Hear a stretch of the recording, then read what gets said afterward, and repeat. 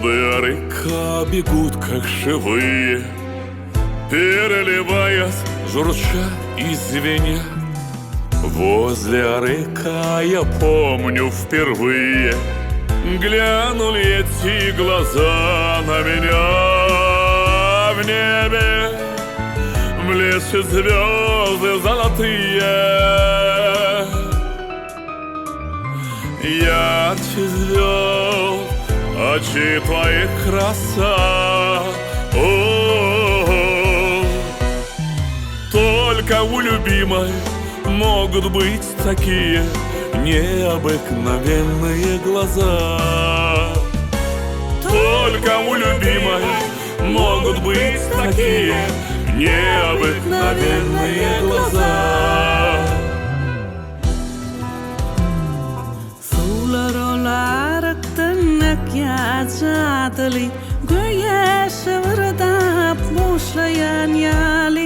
Tilap min kenarda orthe yari düştü gözlerime gözlerin nadari atmana yıldızlar şula taçyar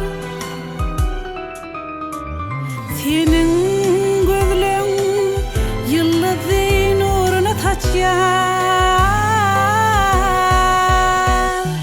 dine sevgilimin şeyle gözleri var şol gözleri mine intizar Dine sevgilimin şeyle gözleri var şol gözleri mine intizar.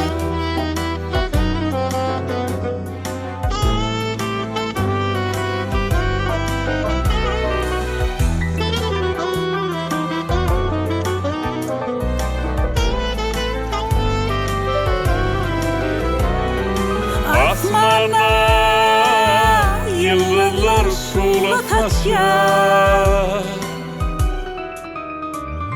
Senin gözlerin yıldızın nurun saçar.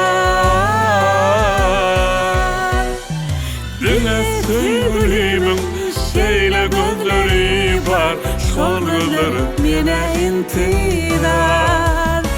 Dine sevgilimin şeyle gözleri var şol gözleri mine intizar.